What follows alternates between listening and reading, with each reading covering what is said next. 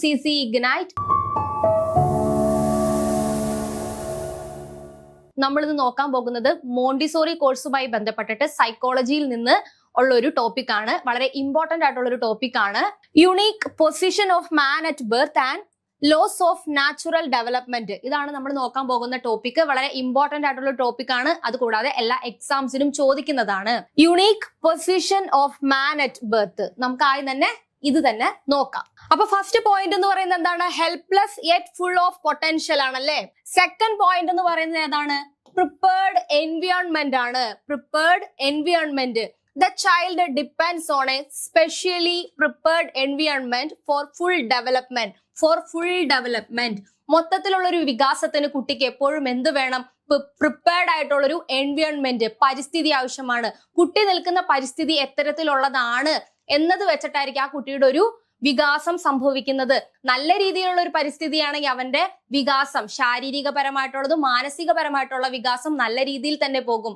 എന്നാൽ അവന്റെ വികാസം സംഭവിക്കുന്നത് അവന് പറ്റാത്ത തരത്തിലുള്ള, അല്ലെങ്കിൽ അവന്റെ മാനസികവും ശാരീരികവുമായിട്ടുള്ള ഡെവലപ്മെന്റ്സിന് ചേരാത്ത രീതിയിലുള്ള ഒരു പരിസ്ഥിതിയാണെങ്കിൽ അത് കുട്ടിക്ക് വളരെ ദോഷകരമായിട്ടാണ് ഇൻഫ്ലുവൻസ് ചെയ്യുന്നത്. അപ്പോൾ പ്രിപ്പയർഡ് ആയിട്ടുള്ള ഒരു എൻവിയോൺമെന്റ് എന്തിനാവശ്യമാണ്? കുട്ടിയുടെ ഫുൾ ഓഫ് ഡെവലപ്മെന്റിന് ആവശ്യമാണ്. നെക്സ്റ്റ് പോയിന്റ് എന്താണ്? സ്പിരിച്വൽ എംബ്രിയോ ആണ് നെക്സ്റ്റ് പോയിന്റ് എന്ന് പറയുന്നത്. The child is called a spiritual embryo who constructs the adult personality through experience. എക്സ്പീരിയൻസിലൂടെ കുട്ടി എന്ത് ചെയ്യുന്നു? അവന്റെ പേഴ്സണാലിറ്റി ഉണ്ടാക്കിയെടുക്കുകയാണ് ചെയ്യുന്നത് എന്നാണ് പറയുന്നത്. കുട്ടി ഒരു സ്പിരിച്വൽ എംബ്രിയോ ആണെന്ന് പറയുന്നു. കുട്ടി അവന്റെ പേഴ്സണാലിറ്റി എക്സ്പീരിയൻസിലൂടെ ഉണ്ടാക്കിയെടുക്കുകയാണ് ചെയ്യുന്നത്. നെക്സ്റ്റ് പോയിന്റ് എന്താണ്? Absorbent mind. In the first 6 years the child unconsciously absorbs knowledge from the environment. അപ്പോഴും പരിസ്ഥിതിക്ക് വലിയ പ്രാധാന്യം തന്നെ കൊടുക്കുന്നുണ്ട്. പരിസ്ഥിതിയിൽ നിന്ന് കുട്ടി എന്ത് ചെയ്യുന്നു? അൺകോൺഷ്യസ്ലി ആയിട്ട് അബ്സോർവ് ചെയ്യാണ് നോളജ് സ്വാഭാവികമായിട്ടും അവൻ അബ്സോർവ് ചെയ്യുകയാണ് ചെയ്യുന്നത്. അപ്പോ ഈ ഒരു പോയിന്റിൽ എന്താണ് പറയുന്നത്? ആദ്യത്തെ 6 years, ആദ്യത്തെ ഒരു 6 വർഷ കാലഘട്ടത്തിൽ കുട്ടി എന്ത് ചെയ്യുന്നു? Unconsciously absorbs knowledge from the environment. പരിസ്ഥിതിയിൽ നിന്ന് അബ്സോർവ് ചെയ്യാണ്. പരിസ്ഥിതിയിൽ നിന്ന് ആ കുട്ടി അബ്സോർവ് ചെയ്യുകയാണ്. നെക്സ്റ്റ് പോയിന്റ് ആണ് ക്രിയേറ്റീവ് പവർ ഓഫ് മൈൻഡ്. കുട്ടിയുടെ ക്രിയേറ്റീവ് പവർ ഓഫ് മൈൻഡ് എങ്ങനെയാണ് ബിൽഡ് ആവുന്നത്? The child actively creates his own personality. കുട്ടി അതും സ്വന്തമായി തന്നെ ക്രിയേറ്റ് ചെയ്യുകയാണ് അവന്റെ വ്യക്തിത്വം. കുട്ടിയുടെ വ്യക്തിത്വം ക്രിയേറ്റ് ചെയ്യുകയാണ്. അപ്പൊ നമ്മൾ ആദ്യം തന്നെ നോക്കിയത് ഏത് ടോപ്പിക് ആണ്? ആദ്യം നോക്കിയത് unique position of man at birth ആണ് നോക്കിയത്. അതിൽ വരുന്ന points: first point helpless yet full of potential, second prepared environment, third spiritual embryo, next absorbent mind, next creative power of mind. ഇനി നെക്സ്റ്റ് നമ്മൾ നോക്കാൻ പോകുന്നത് ലോസ് ഓഫ് നാച്ചുറൽ ഡെവലപ്മെന്റ് ആണ്. നിയമങ്ങളാണല്ലേ, സ്വാഭാവികമായിട്ടുള്ള കുട്ടിയുടെ വികാസത്തിന്റെ നിയമങ്ങൾ. സ്വാഭാവികമായ കുട്ടിയുടെ വികാസത്തിന്റെ നിയമങ്ങളാണ് നമ്മൾ നോക്കാൻ പോകുന്നത്. നാച്ചുറൽ ഡെവലപ്മെന്റ് ആണ്, വികാസമാണല്ലേ. അപ്പൊ സ്വാഭാവികമായ നാച്ചുറൽ ഡെവലപ്മെന്റിന്റെ നിയമങ്ങളാണ് നമ്മൾ ഇനി നോക്കാൻ പോകുന്നത്. അതും ഓരോ പോയിന്റ്സ് ആണ്. ഫസ്റ്റ് പോയിന്റ് എന്താണ്? Development in stages. അത് നമുക്കറിയാം. കുട്ടിയുടെ വികാസം ഓരോരോ ഘട്ടമായാണ് നടക്കുന്നത്. ഓരോ സ്റ്റേജ് ഉണ്ട് എന്ന് നമുക്കറിയാം. അതിനൊക്കെ ഏജും ഉണ്ട്. ഇത്ര ഏജ് ഒരു സ്റ്റേജ് എന്ന കണക്കിലാണ് പോകുന്നത്. അപ്പോ ഡെവലപ്മെന്റ് ഇൻ സ്റ്റേജസ് ആണ് നിയമങ്ങളിൽ ആദ്യം വരുന്നത്. ഡെവലപ്മെന്റ് ഇൻ സ്റ്റേജസ് ആണ്. എന്താണ്? Development occurs in 4 planes: 0 to 6, 6 to 12, 12 to 80 and 80 to 24 years. Each stages has unique characteristics and needs. ഓരോ കാലഘട്ടത്തിലും കുട്ടിക്ക് ഓരോ ക്യാരക്ടർ ആയിരിക്കും അല്ലെ, സ്വഭാവത്തിൽ മാറ്റങ്ങൾ ഉണ്ടായിരിക്കും, യുണീക്ക് ആണ്. അതുപോലെ ആ കുട്ടിക്ക് വേണ്ട ആവശ്യങ്ങളും മാറിക്കൊണ്ടിരിക്കും.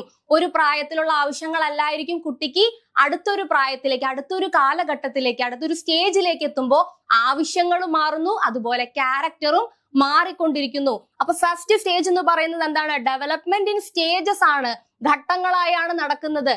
0 to 6, 6 to 12, 12 to 80, 80 to 24. ഇത് കറക്റ്റ് ആയിട്ട് പഠിച്ചു വെക്കണം, ഏജ് ചോദിക്കുന്നതാണ്.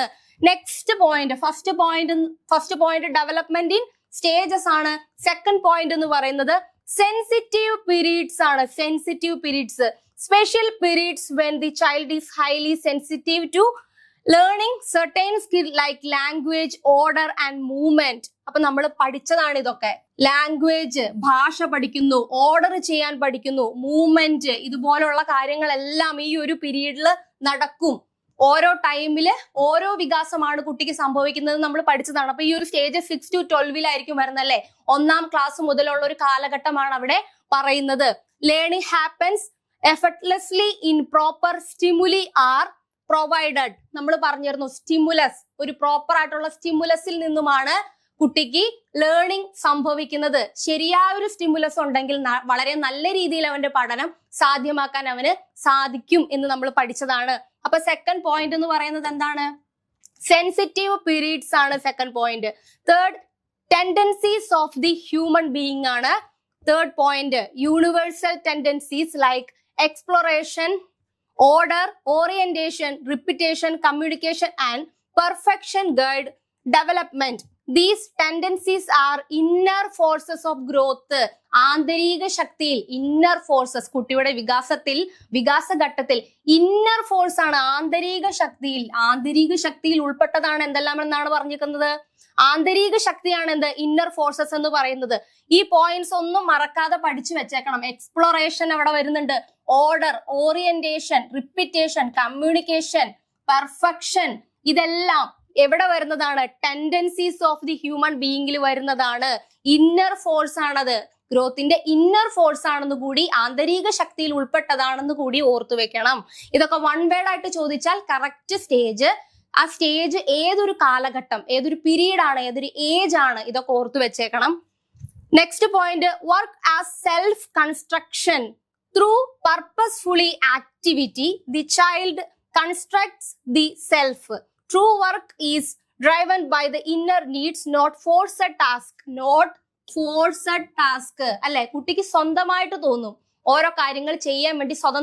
സ്വന്തമായിട്ട് അവൻ ചെയ്യുകയാണ് ചെയ്യുന്നത്. ആരും ഫോഴ്സ് ചെയ്തത് കൊണ്ടല്ല, സ്വന്തമായിട്ട്, അല്ലെ. Through purposefully activity the child constructs the self. True working driven by inner needs, not forced task ആണ്. അപ്പൊ ആ പോയിന്റ് ഏതാണ്? Work as self construction. അപ്പൊ നിങ്ങൾ പഠിക്കുമ്പോ ഓരോ പോയിന്റിലും വരുന്ന ഒരു പോയിന്റ് നമ്മൾ പഠിക്കും, ആ പോയിന്റ് ഡിസ്ക്രൈബ് ചെയ്ത് വീണ്ടും പഠിക്കും. അപ്പൊ ആ ഡിസ്ക്രൈബ് ചെയ്യുന്ന സമയത്ത് അതിന്റെ ഉള്ളിൽ വരുന്ന സബ് പോയിന്റ്സ് ഓർത്തു വെക്കണം.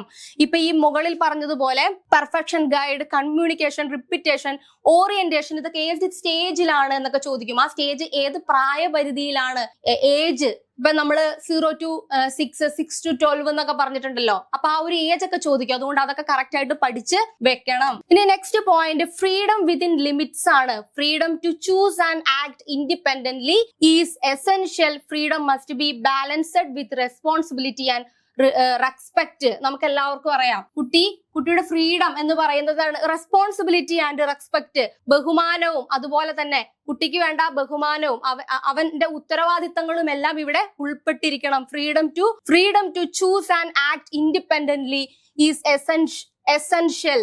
കുട്ടി സ്വതന്ത്രമായി ഓരോരോ കാര്യങ്ങൾ ചെയ്യുകയാണല്ലേ. അപ്പോ ഈ പോയിന്റ്സ് ഇവിടെ ഓർത്തു വെക്കണം. Balanced with responsibility and respect. Balanced with responsibility and respect. ഇവിടെ എന്തുണ്ടായിരിക്കണം?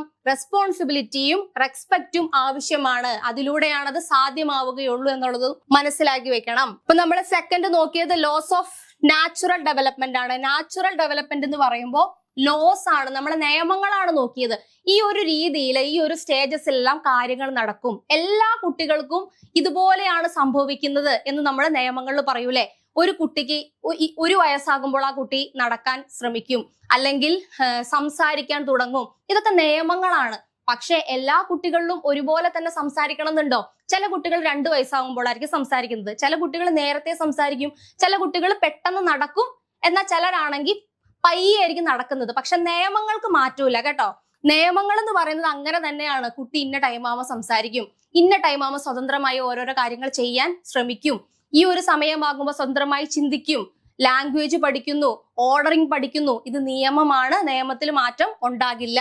അപ്പൊ നമ്മൾ നോക്കിയത് ലോസ് ഓഫ് നാച്ചുറൽ ഡെവലപ്മെന്റ് ആണ്. അതിലെ first point development in stages ആണ്. നമുക്ക് അറിയാവുന്നതാണ്. സ്റ്റേജസ് പഠിച്ചു വെക്കുക. സ്റ്റേജസിന്റെ ഓരോ സ്റ്റേജിലും വരുന്ന ഏജ് പഠിച്ചു വെക്കുക.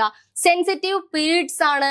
അതുപോലെ തന്നെ tendencies of the human being. Next work as self construction, freedom within limits. അപ്പൊ ഇത്രയും പോയിന്റ്സ് പഠിച്ചു വെക്കുക. പോയിന്റ്സിൽ വരുന്ന മറ്റ് കാര്യങ്ങൾ പഠിച്ചു വെക്കുക, ഏജ് പഠിച്ചു വെക്കുക കേട്ടോ. ഉള്ളിൽ നിന്നൊക്കെ വൺ വേർഡ്സ് ചോദിക്കുക. അപ്പൊ ഇന്ന സ്റ്റേജിൽ നിന്നാണ് ഇത് ചോദിച്ചേക്കുന്നതെന്ന് നിങ്ങൾക്ക് കറക്റ്റ് ആയിട്ട് മനസ്സിലാക്കാൻ പറ്റണം. അപ്പൊ ഇന്നത്തെ ക്ലാസ് എല്ലാവർക്കും ഇഷ്ടപ്പെട്ടു എന്ന് വിചാരിക്കുന്നു. ഇതുപോലുള്ള വേറൊരു ടോപ്പിക്കുമായിട്ട് നമുക്ക് വീണ്ടും കാണാം. Thank you.